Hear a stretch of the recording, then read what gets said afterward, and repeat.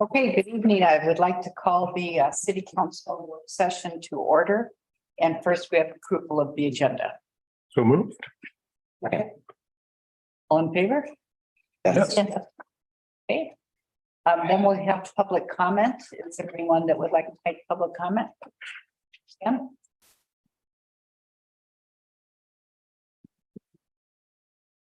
I'm Jan Siebert, PO Box 778 Cannon Beach. To all concerned with the Cannon Beach Code audit process, please consider giving everyone access to the information to be presented and discussed at the meetings 1 week before each meeting, rather than only at the meetings.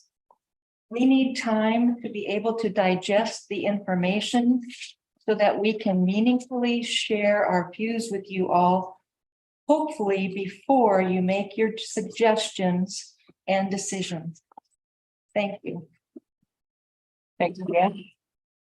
Anyone else for public comment? Anyone online? Okay, thank you. So today is a code audit work session with the Planning Commission and Design Review Board. Welcome, everyone. And Marcy, you want to? Let's dig in. Yes. Hi again. Nice to be here. I'm back to talk to you about the wetlands overlay, but at the end, because we want to spend some time talking about the overall code project. And I think, Robert, can you pull up the presentation? Are you able? The presentation. There is, or people have. We sent you the link When? early this afternoon. Yeah, so if you want, I can get that real quick if you need it. I'm just going to go through the agenda that was sent out a week ago and focus on each of those items. I'd like to talk to you about like the scope of work for the code rewrite, to refresh everyone's memory about that, and also talk about where we are on the individual tasks. And then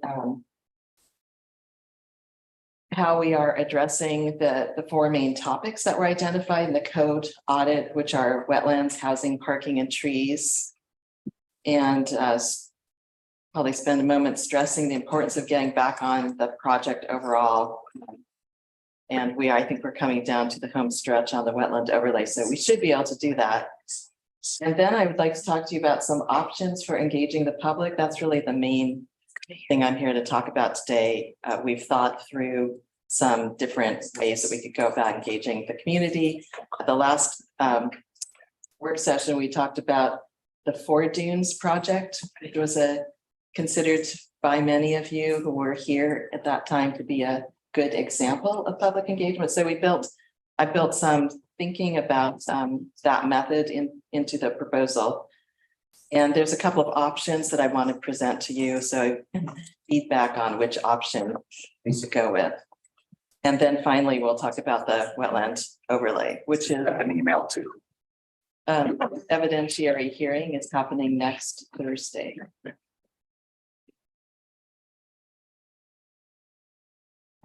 Thank you, Robert. Can you just switch to the second slide, or sorry, the third slide? Let's see that.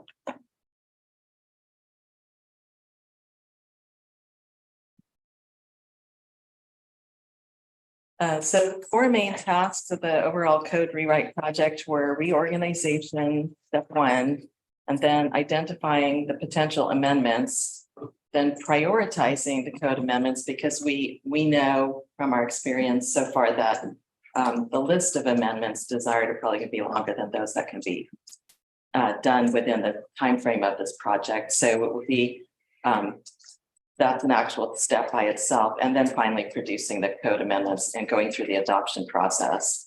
And as you know, because I've talked about it a lot, the reorganization that's happening in the background, and it's a policy neutral reorganization of the code so that we can adopt a clean copy and then go about amending that with policies. Any questions about that, or any How far are we along on that? We are probably about 50% through. And once we are done with the wetland overlay, we'll be able to get that out quite quickly. We have a good methodology for it. So yeah, let's talk about the next slide, which shows a timeline. Excuse me. Yes. How this been interrupted? I didn't realize we weren't gonna have somebody to see it ourselves, and I can't see it from my glasses, which I don't have. So can we get this link so we can follow along with you? Sure, yeah, I'm sorry. That would be awesome. Thank you.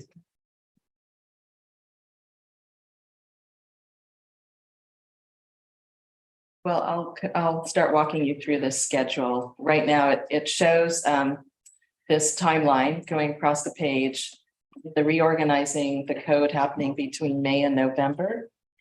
And then identifying happening in December this year through March of next year.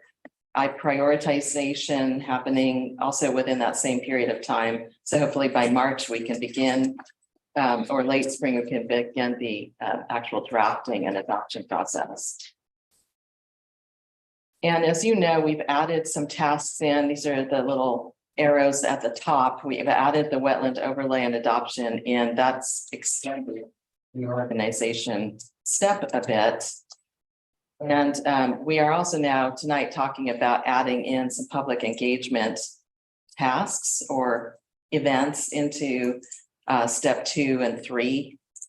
So that would also extend the timeline, but I heard last meeting that people would like to do this, they would like that for many of you, the extension that the public engagement would cause this project was worthwhile, is considered to be a good trade-off. Do people who want to see this presentation have a link? Yeah. I sent the actual PDF. Okay, thank you. So if we could go to the slide, the next one, please. This one shows, and I think this is a good time to talk about engaging the public and adding this set of tasks in, because as we get into the identify and prioritize steps, the scope didn't originally, let me back up for a minute. The scope did not originally envision a large public engagement process. I thought that we would just work with you, continue to work with you on the identifying and prioritizing the code amendments. But that this stage is a good time to engage the public, because you could, depending on the way that you run engagement, you could get a lot of feedback from the community about what they see as the problems with the code. And then when we get to the point of prioritizing the amendments, you could use their feedback as well. So let me talk about the code rewrite public authority. Did you get what you need? No, Oh, you didn't receive the PDF? no. But that's fine. I'm listening. Okay. Catch up. I'll send the link as well. Okay, just kind of. So if we could go to the next slide for a moment, what I want to talk to you about is a combination of community conversations that we talked about at the last meeting. These would be borrowing some of the types of events that you had during the Fort Dune project, as I understand it. My understanding from what you told me last time was the Fort Dune project had a very robust series of conversations about the topic, or maybe it was just one. But the public participated in that. And then so that the goal was to get everybody kind of on the same page as far as the facts go. And then you held a lot of open meetings where people could comment. And I believe that took a couple of months where people showed up and commented on the Fort Dune issue. You collected all that information, and then you closed the public process and you deliberated about how to move forward. So I'm proposing something similar here, except that we would do a combination of community conversations about the different topics. And I have thought about likely candidates. I think it's a little too soon to talk about who they are, but speakers on trees, speakers on housing, speakers on parking. And some of these speakers might actually be able to come as sponsored by the state, by DLCD, but we might have to pay for them. But they would come and present in an evening setting. Alternatively, it could be a brown bag lunch setting, but in any case, they would present the sort of like the late state of the art having to do with code rewrites and say for parking management, for example, we're talking about the downtown parking issues where you have kind of out of date parking requirements for all your commercial uses. So severe that if a building were burned today, they would probably under the current code have to provide all of those parking spaces, which means that you might lose some of your precious downtown village fabric. So it's overdue time for a parking change to those parking requirements. And parking requirements, if you reduce those or you decide to eliminate them, it's good to know how you're going to manage them. So this is a big conversation, and you need, I think, you need some people who can talk about cities that have undergone code rewrite for parking. Similarly, we'd have people talking about trees, and I'm thinking that's a city that I've worked with has a sustainability officer who deals with tree canopy and also a new forestry staff person. And this is a city that has recently undergone a major code rewrite to allow more housing. So that trade-off between housing and trees is something that they have worked through. I think it might be good to have a couple of speakers like that to talk with you about how they decided to trade off the trees versus housing issue.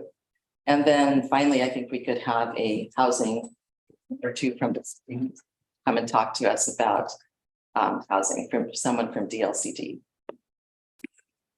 So if we could move to the next slide. Are you taking questions? Can I finish this couple of slides? I'm just going through a couple more.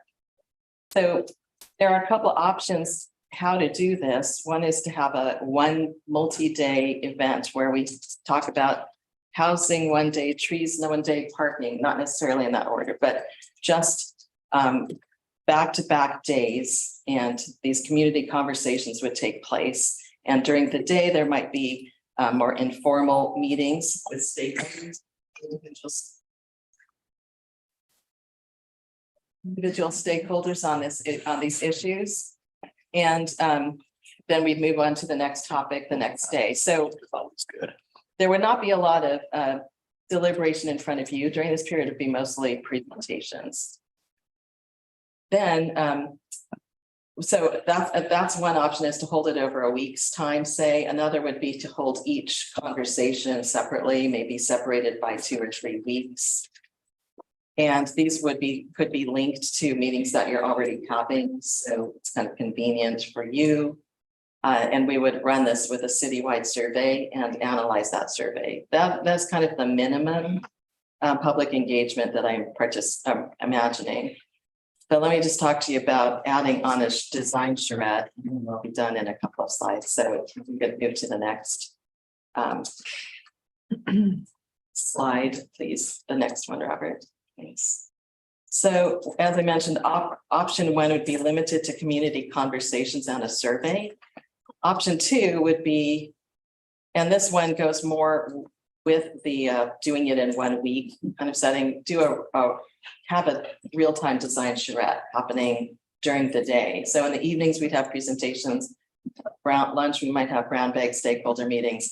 And during the day, there would be a design team here who was drawing and listening to people's feedback and trying to draw actual trade-offs on potential or typical sites so that we can actually see the results of and inform the code rewrite about some of the dimensional standards that we're going to have to amend into the code, some of the parking requirement changes, for example. And I've done this many times where we've had a charrette, design charrette, and the education component is taking place in the evening. So I'd probably start out with a site tour with all the stakeholders. And then the first day would be devoted to a topic, the second day would be devoted to a topic, the third day would be devoted to a topic. And at the end, we'd probably have a design presentation to cap off that. And then you would either hold open hearings to hear more testimony from that point forward, or we would move directly into the prioritization process with the public. That's a charrette. A charrette is a multi-day design focused event. It's like any kind of public workshop that you may have. Oh, okay. You've all been involved in these. A charrette is design focused. So they're actually real designs being worked on during the public workshop. It's not just words. We're not just talking about policies and words. We're talking about the policies and their effects on the land and what it might look like in terms of urban form. How do we build into the code the village character? What are the dimensional standards? How do we write clear and objective standards for needed housing? What does it mean now that we will have a wetland overlay? And talking about parking and wetland restrictions and housing, and trying to show on actual sites how those trade-offs are achieved and what the different choices might be. Okay. All right, I'm going to end and see if people have questions or comments or, feedback about which of these options do you think sound best. Multi-day, over a course of weeks, survey and education only, or survey, education, and a design charrette. Well, you mentioned the dunes, and interesting that we didn't have breakout groups for the dunes, and we also didn't agree on the facts. So there was information presented by Dogami and some other institutions, and it was there, but it wasn't necessarily agreed on by everyone in the community, number one. And number two, it was these long forums where people would get up from the audience, lots of people, and make a presentation. But there was no breakout groups or anything like that. That would never have worked because we weren't going to agree on what the end result was going to be. And we're not going to agree as a result of this event either. I think what we're going to do is listen a lot. And if we incorporate the charrette process, the design feedback part, which is just an option, we might actually be able to show people, this group of stakeholders prefers this approach to trees. And this group of stakeholders has a different idea. What would it look like if we actually could achieve both of those on some sites? We could actually show what that might look like. We have actually a committee who's been working really hard to rewrite the tree ordinance. It's made up of people from all the different commissions in the council. And so, I guess as soon as we don't have we're being very careful on how we do it. We want to run everything we do by the staff before we even make it public, because we want to make sure that it can be implemented without too much burden on the staff. And, so we want to make sure that all of our ducks are in a row before we come up with it. And then, of course, we would give it to you to see what you think. But the tree thing, I don't know, the discussion between a developer and someone who wants to preserve trees, my take is, and I could be totally wrong, is that basically this community is very invested in preserving the trees that we have.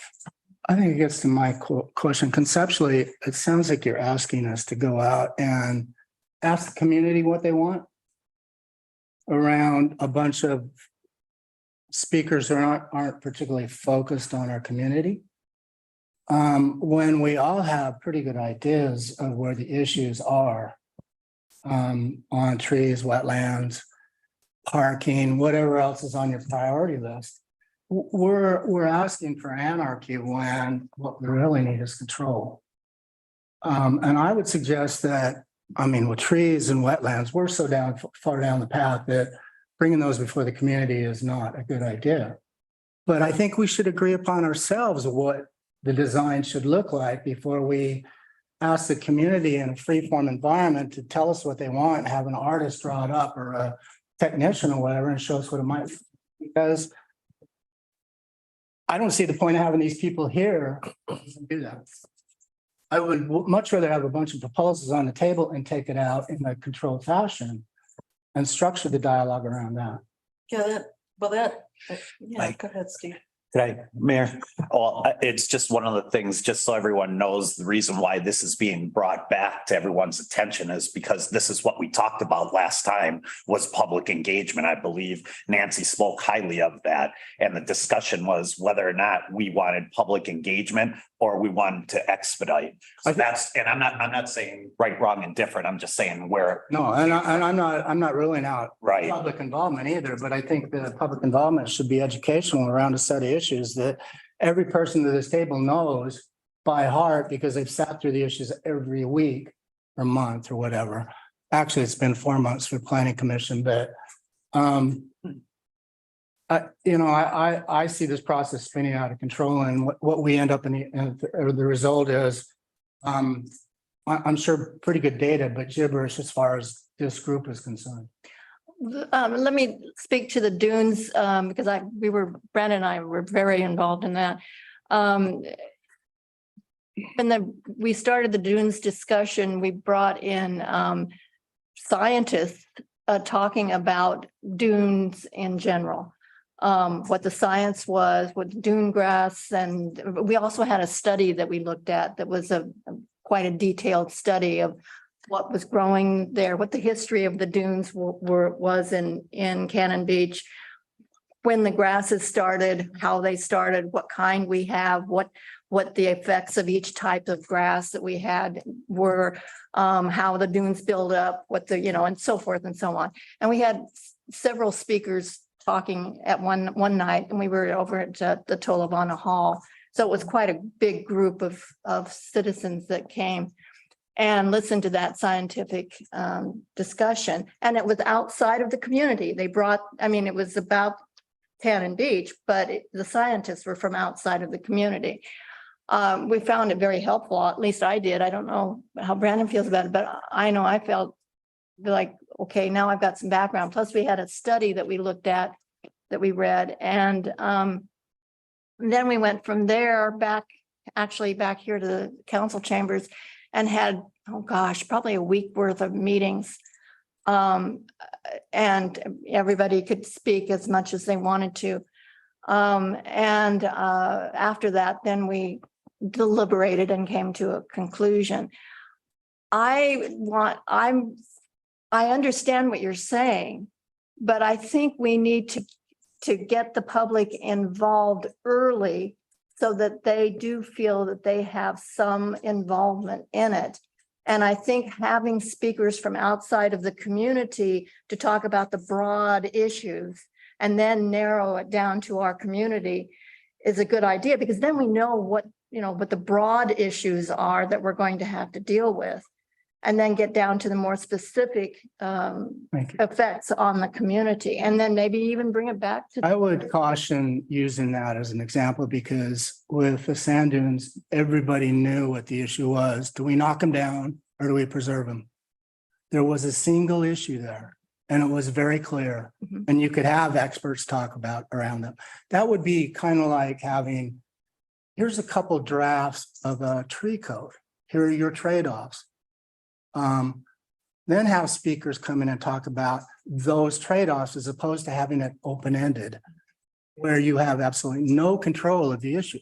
Yeah, but the part of that problem is then you're going to have people saying, look, you've only got 2 drafts. How come you didn't talk about this issue and we didn't get to listen to all of the issues before you came down to your 2 drafts? Say, planning commission.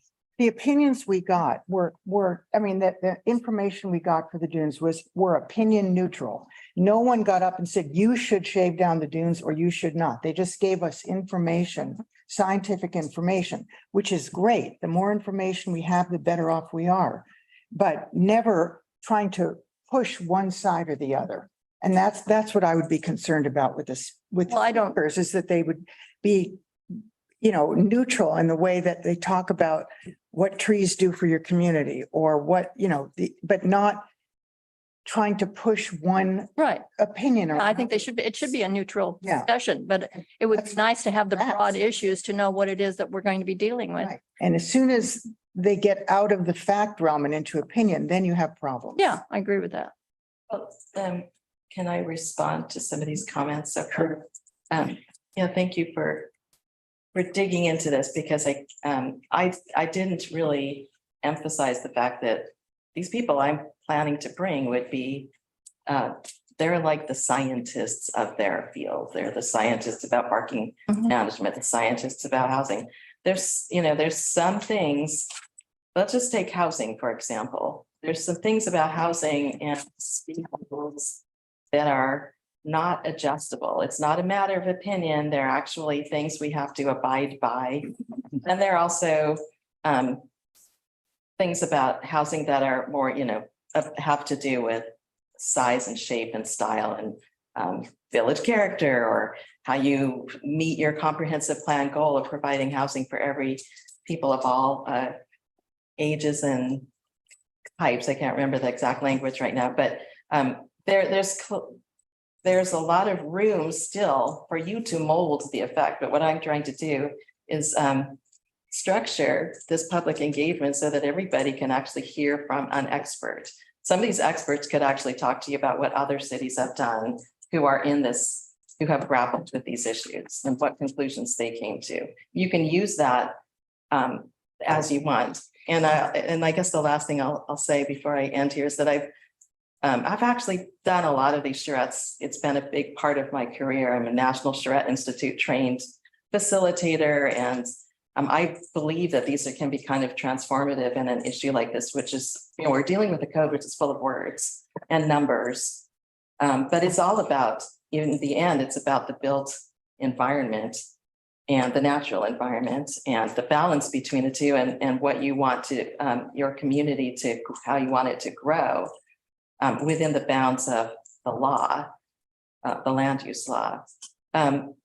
So it's a highly structured event. It might seem like it might have moments of anarchy, but believe me, it's very highly choreographed and structured so that at the end, you actually have information, but you've also made a good effort to kind of engage the community, which I think will benefit you when it comes down to adoption time.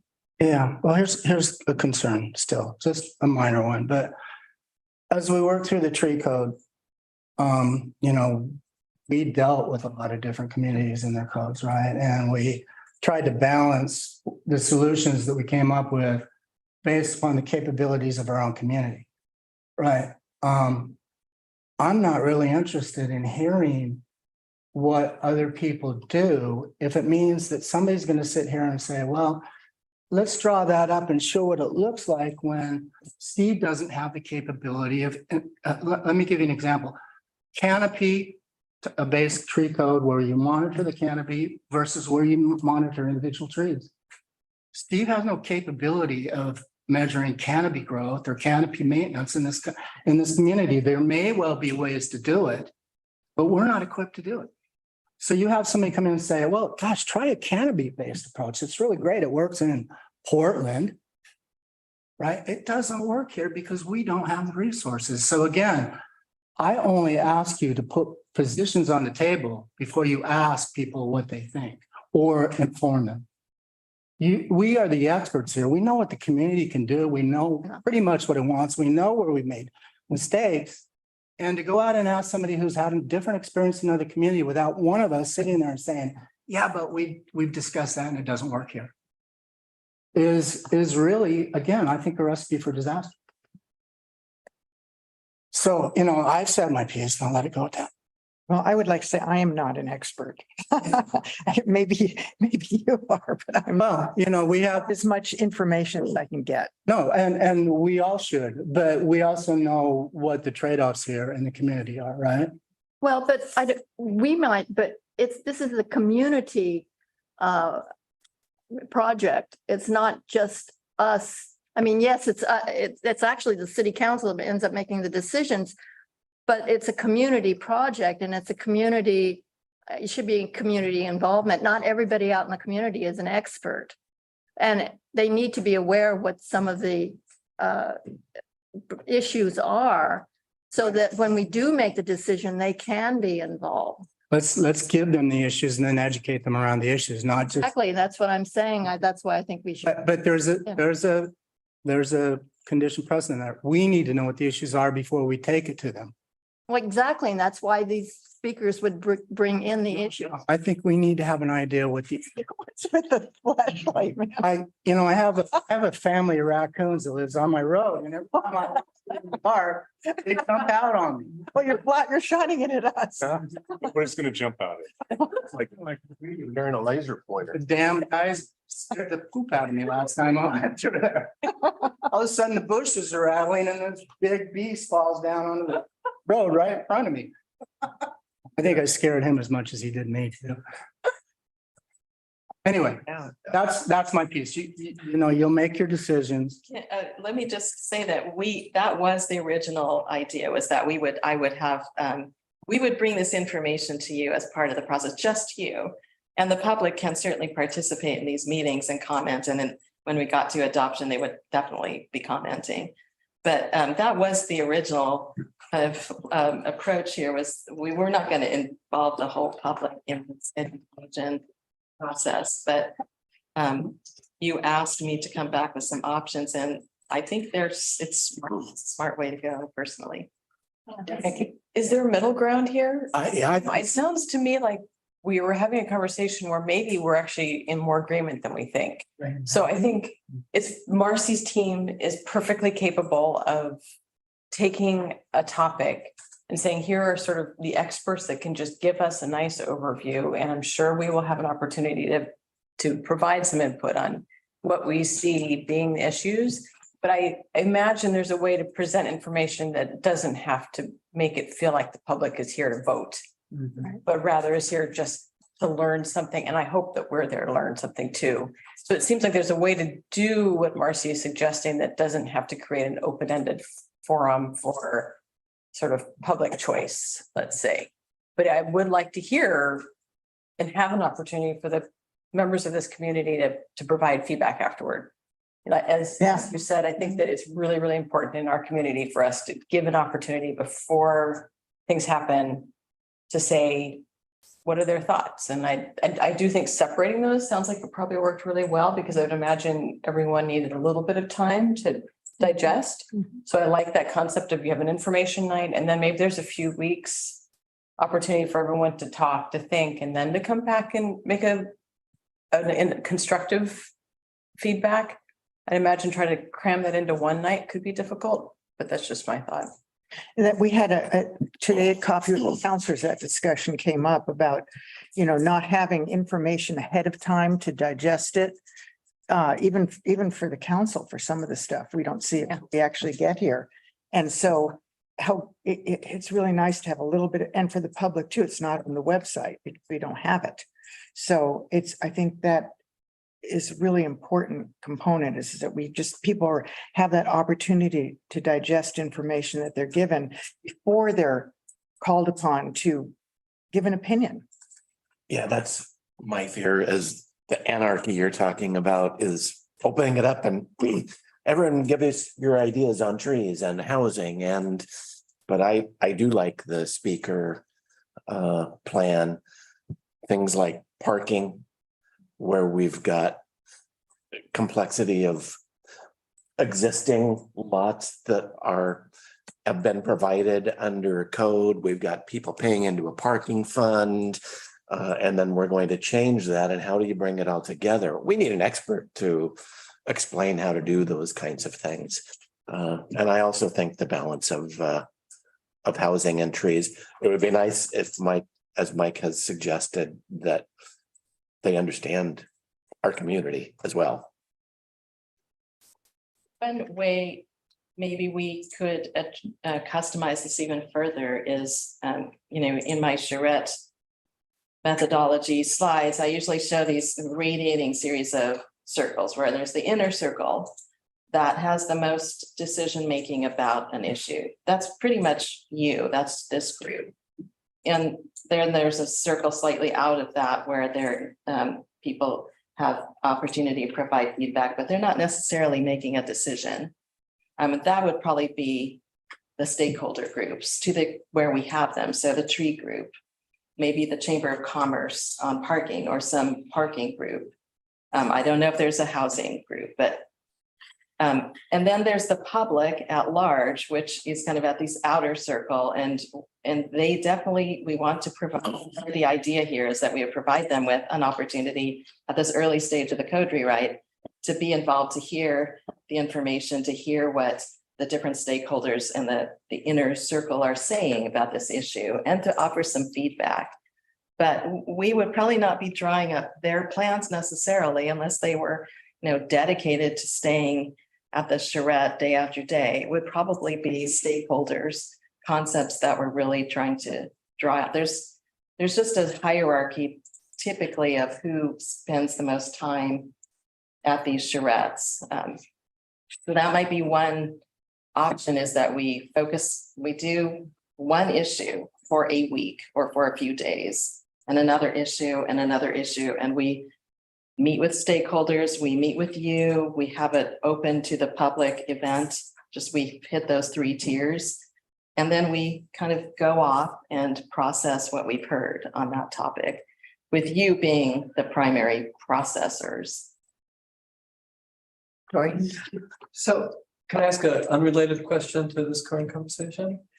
In the timeline you went through, you said that 2 additional tasks were added, and I'm assuming that the timeline showing adopt late spring, fall 24 has now been pushed out further. Is that I believe we can hit that timeline. But that was the original timeline, was that we would be adopting the code this year. okay? So I guess my question is, will the current council be able to be the ones adopting this code, or will it be after 2 of the council members have been changed? Because I think that does make a difference in terms of how we proceed and the timeline we proceed in. Our term is up, our term is up at the end of December of next year. At the end of December. 24. Yeah. Yeah. Okay. Yeah. Well, as long as it's still within that timeframe, I think that would be great. I think that's Go very beyond important. that, I would be a little concerned. Yep. My second question, if I may, is, I'm not really sure who addressed this to, but it was my understanding that the council adopted the traffic study, and didn't parking fall into that? And how does that relate to the code audit? Talking about the transportation system plan, Yeah. That included parking in it, did not? included suggestions Right. on parking, Nothing that, but nothing was adopted as a plan. no. It gave options that we can pursue if we feel like we want to pursue those. And if we have the funding to do that. We had adopted it as a comprehensive concept, I The guess. menu is. And I also don't think any of it addressed our issue that we're really talking Yeah. about, the downtown parking, where if the entire town burned down, we would be half parking lot downtown. Okay, thank you for clarifying that. I didn't realize it was just the concept that was adopted. I thought it was the actual Yeah, plan that was adopted. no. One can dream. Plan was adopted, but the plan itself just gives ideas, or it gave some priorities that the council plan commission could consider at the time of doing budgeting and financing as to what projects could potentially be on the horizon that the council felt were a priority. And also it's adopted from the standpoint that if you're ever seeking grants to help you pay for that, you have a TSP and justifications for applying for that grant for the project you might be after. So it's really, the plan did get adopted and there are recommendations, but the recommendations, and then it would be up to the council, plan commission, the city to decide which one of those priorities makes the most sense with the dollars available to move forward with. Got it. Thank you. Could I ask one more question? Budget. What does this mean from a budget perspective? Well, if we just have, we have a contingency budget built into this project, and we're using that to do the wetland overlay, but I think that the survey and some educational forums could be covered within the remaining contingency. But a charrette which I think would be amazing if you could do it. That would not be. So I think we need to be aware of this as we're discussing this. Would it help if, depending on the expert that was coming before us, to have, parts of the code that or ordinance that we were specifically hoping to address so that they could know ahead of time what questions and things we were looking for in That's their presentations? a nice idea that we would, but that starts to suggest that we're doing this, with a focus maybe for a period of weeks on one topic. And we could share the information about the code issues. We could create what we have already, identified in the code audit, a number of issues on that topic. We could brief the speaker or speakers, and they could come more prepared to address specific Cannon Beach issues. Is that kind of what you're thinking? I think that would be helpful. Just Definitely sort of helping have more the budget information, like a number or something like that, because just, the feel of the community and what the direction committees have for trees or housing, parking. This gets into us having to manage that a little bit more, brief them and cultivate the conversation. We're not just getting a speaker to come and that's more effort for us, but I can see how it would be very beneficial. It might address some of the concerns that have been brought up about people coming in and speaking without understanding the local context. Yeah. Good idea. So what does that look like? I mean, so we figure out what speaker and then we have a timeline on what ask to focus in on. you just have to make sure that we can afford to do that financially is what I'm concerned about. There's always the newspaper. Okay. Just write up a series of articles in the newspaper Yeah. and people read that thing. Would it be possible if we move forward with this idea that there's a smaller committee that would help me go through this process? Like, vet the speakers and review the briefing materials. Is that, because I think it's cumbersome to come to the whole group and hash this out. If we decide to move forward in this direction, it's something we want to do in January through March. That's happening pretty quickly. And this is kind of like planning a party or a wedding or something, you want it, but I don't want to do that. Is there alcohol? Everybody. I'll do it. If you need help, I'd be happy to help. You may not want my help, but I'd be happy to. I could help you too. I would have to. Anybody from design review? That's what I was gonna say.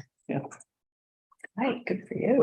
Would you like to? Okay, thanks. I think we need representation of. But, okay, thanks. And then there's no quorum issues. The world. Is there anyone online that has questions or wants to volunteer? No? Marcy, if you feel like you need one more person, unless it creates a quorum from the planning commission, I'd be happy to help. Just be two. Okay, that would be three if Mike's in there too. Oh, no, Lisa, never mind, two. I can't keep track. You're living in the past, Clay. I sure am. Oh, Yeah. how I wish. Okay, so All right. Clay and Mike, Anita, And me. Nancy, and Lisa. Okay, thank you. Yeah, all right, so great. We'll move forward with that. Can I talk to you about the wetlands Before option? we finish this topic, Yes, have we decided whether we're gonna do it? The time frame?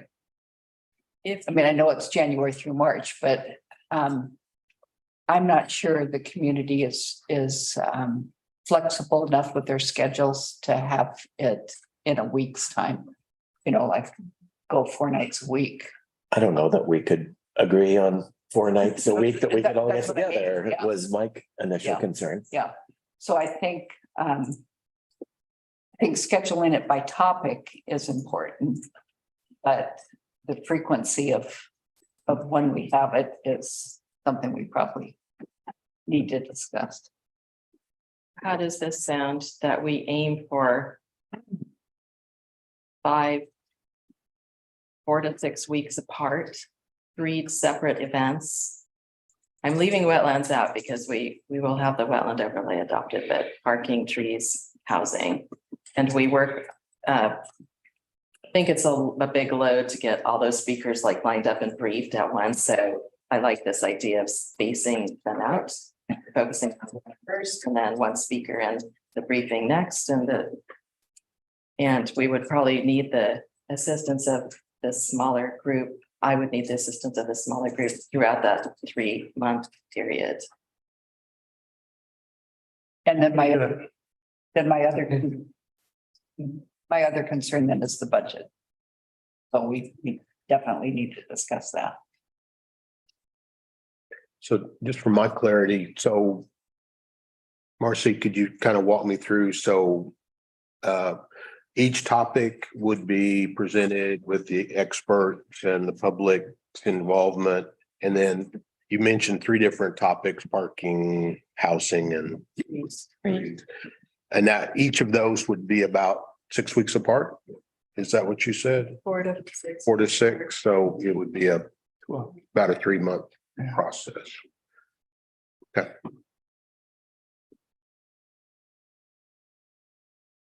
Well, I'm going to volunteer my time, so there's no cost there. Well, thanks, Anita. Except coffee, right? Yeah. Okay. That was okay to go on. Yeah, okay. So I wanted to give you a preview of the first evidentiary hearing happening next Wednesday, the 26th of October. And as you know, so I'm talking about the wetland overlay adoption right now. We have Robert and staff have produced maps of the expanded buffer and affected properties, and those are on the website. We've the city has notified, has completed a measure 56 notification, which is something that needs to be done in the case of someone's property being reduced in value. So it's something you need to cover, whether that is an issue or not. And I understand from staff that we have received comments so far, and maybe I can come back to that and Steve can explain, maybe summarize. But also we've been, as you know, we've worked through this code and I think it's very close to being ready for the packet on this Thursday, 1 week ahead. It's reorganized and it does have more development standards in it. And we have worked really hard to make sure that there's more mitigation measures as well, so that if there is development in the buffer, there's a mitigation kind of exchange. And overall, I think that the result will be a wetland ordinance that is a huge improvement over what you had before. And it will also, I think, result in much more productive wetland management. So there were sort of a fork in the path that we could have taken. One was to restrict all development in the wetlands or in the expanded buffer area. But another that I think it was actually more legally defensible is to require a lot more mitigation if you do limit the kinds of development that require mitigation when it will inevitably have to happen. And that's the path that we've gone down. I believe it will result in much more mitigation and cultivation of wetlands rather than kind of a neglect of and limiting lots of property to not being able to develop at all. We've also gotten feedback, really critical feedback from DLCD, from Amanda Punton and Brett Estes. that says we will be needing to produce a ESEE analysis, which stands for, I always get this, it's environmental, social, energy, and Economic, what? economic. Yes. So it's kind of a detailed analysis of all those factors and the different, the way that properties will be affected, and we have to measure and make a finding about each one of those. Fortunately, Keith has done these, Keith Blyden has done these before, so he's working on it. And we will have an outline of the EC analysis in the packet later this week. So we need that for the hearing. You need it for the, yes, for the public process, and I don't think this hearing next week will be the one and only hearing that you have on this topic. So this is a public hearing in front of who? In front of the Planning planning Commission. commission. The planning commission? Do you want to summarize the comments that you've received so far? Yeah, I mean, it's gonna be an interesting hearing. There are people that support it and there are people that are not very excited about it. So Plan Commission will have a very challenging and interesting hearing before you come Thursday. I would expect lots of people with lots of opinions. And so you're forewarned. Fine. Yeah, They got a month off though, too. I'm sorry. The planning commission did get a month. Where- 3 or 4. My gosh, okay, It's been 4 months since we've had a meeting, isn't it? okay. You know what concerns me, Steve, is that oftentimes with things like this, I've seen it happen before, is the people who have a direct economic interest in what happens are the ones who are the most aware of what's going on, and they're the ones who show up at these meetings to speak. Yeah. In other words, developers or people who have land, Yeah. that has wetland impact. And so, and they show up in great force because there's money involved. And people who just really care about the viability of wetlands in our community are not quite as aware of what's going on, and they don't show up. And that really disturbs me because I'm afraid of it being an unbalanced hearing. And I'd like to see, I don't know how we can get the word out to get more people from the community there, not just out of developers. And a lot of them don't even live here, Sure.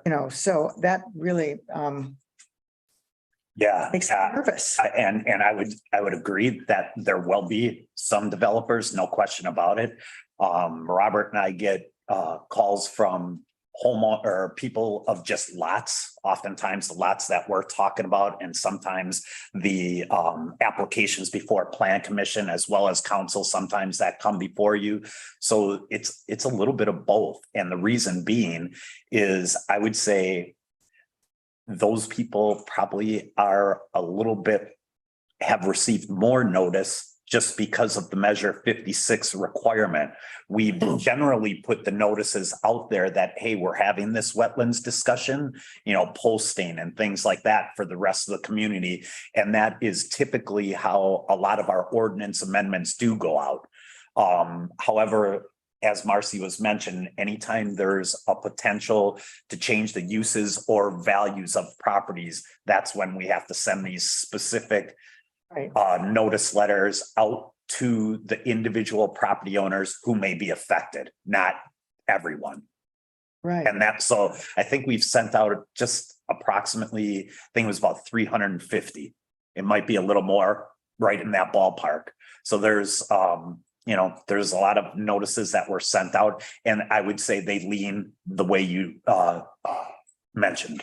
So what is a way to get, I mean, I guess there could be on the city website, there could be something. I mean, it just seems to, we need to hear from this community who lives here. Right. Also, not just, people who buy lots without even seeing them, Right. which happens too.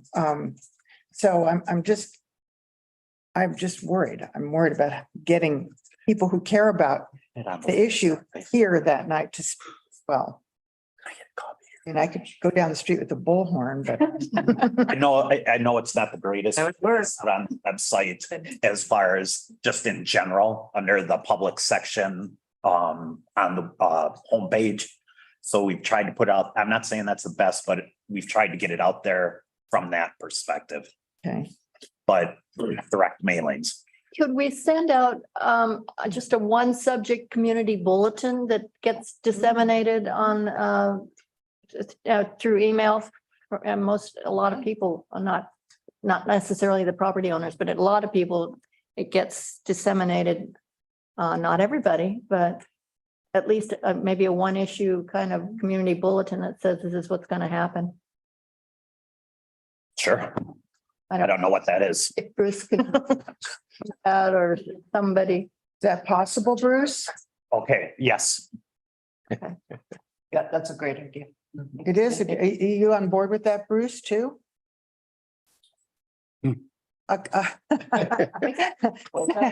You're way in the back. Sending out a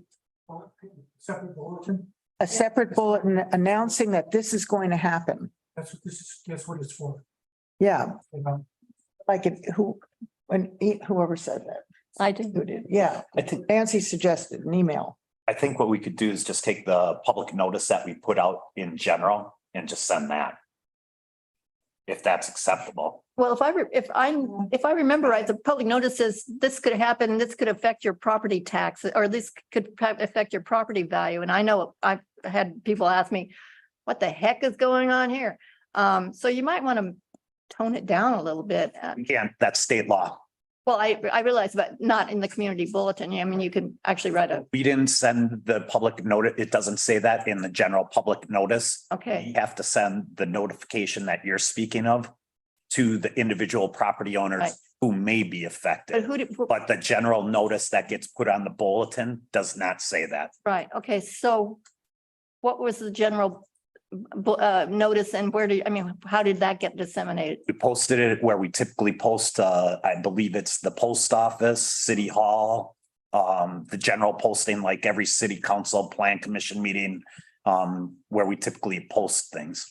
Could an email go out to the community? Like maybe. Yeah, the community bulletin's usually sort of a newslettery type explanation. So I mean, maybe somebody could help write that up Sure. to make it more of a user friendly. Yes. Like Nikki could help.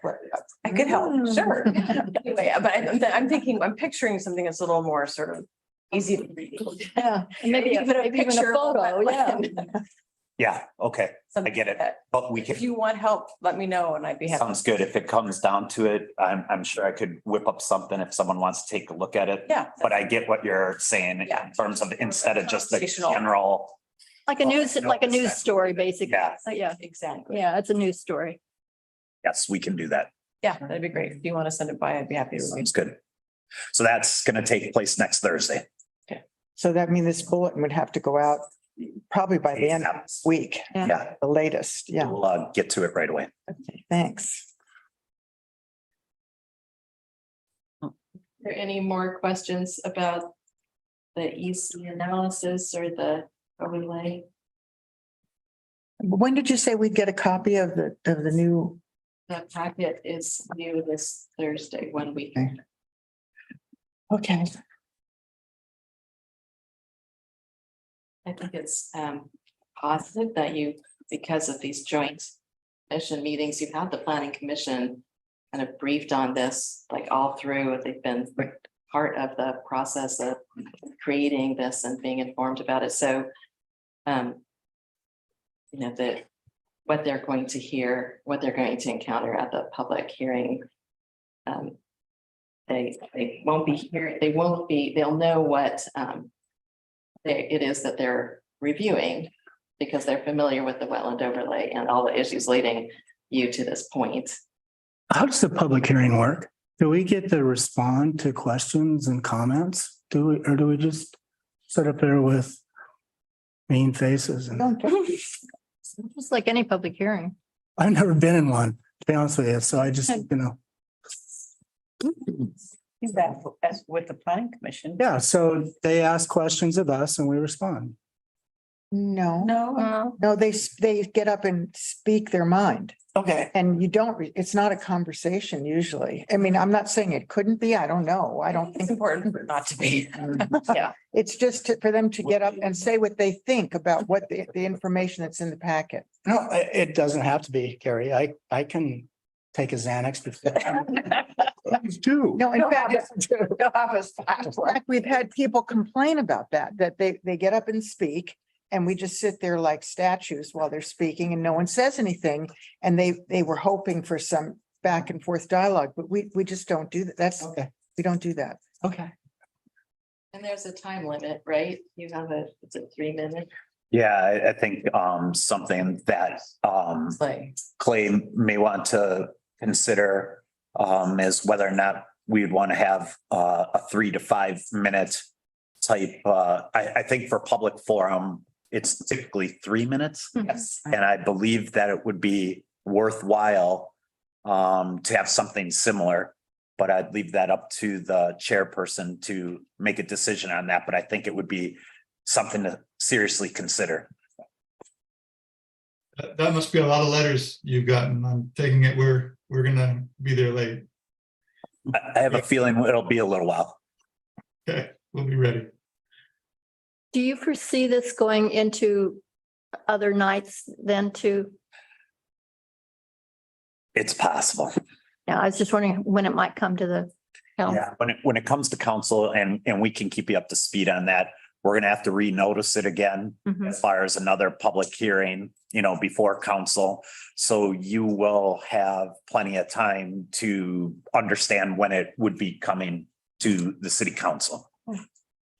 I just wanted to say, I heard somebody say, I don't remember if it was Marcy or Steve, just said in passing, and maybe I misunderstood, that one of the concerns is people not being able to use their land, and there's nothing in what we've written that would stop anyone from using their land. Absolutely nothing. Doing anything on their land. Right. Everyone can make reasonable use of their land. Yeah, I think it So- had just been said somewhat in passing in terms of a mitigation. I don't know Okay. if it was totally said flat out. No, Just to be clear that that's Sure. ever, it's just not. That's why I worry about the measure 56 notice. I think we should all see that before we walk into this. if you want, we could get a copy of the notice that was mailed out to the individual property owners and send it to the plan commission ahead of time. That'd be great. Could you also send it to? Council, yes. Design review? Yeah, sure. I'll send it to everyone. Thank you.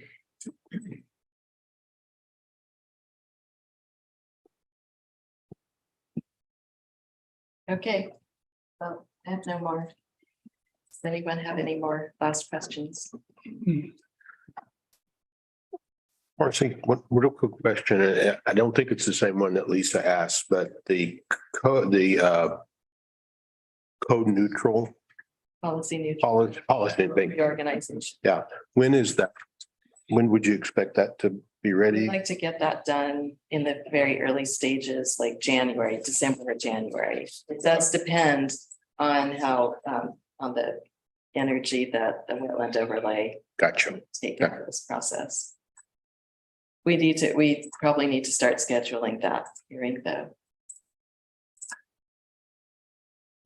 And so that would go through a very similar process that we're talking about, like with the wetlands ordinance. It would follow going to plan commission with the recommendation to council for adoption.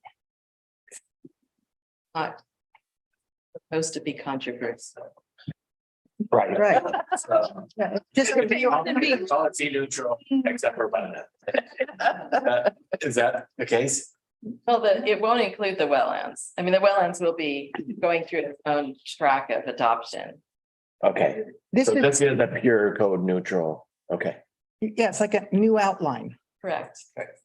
So as long as you love the code we currently have, you'll like that one. Same stuff. Yeah, we all love the current code, don't we? Oh, yeah. No, it's a temporary love.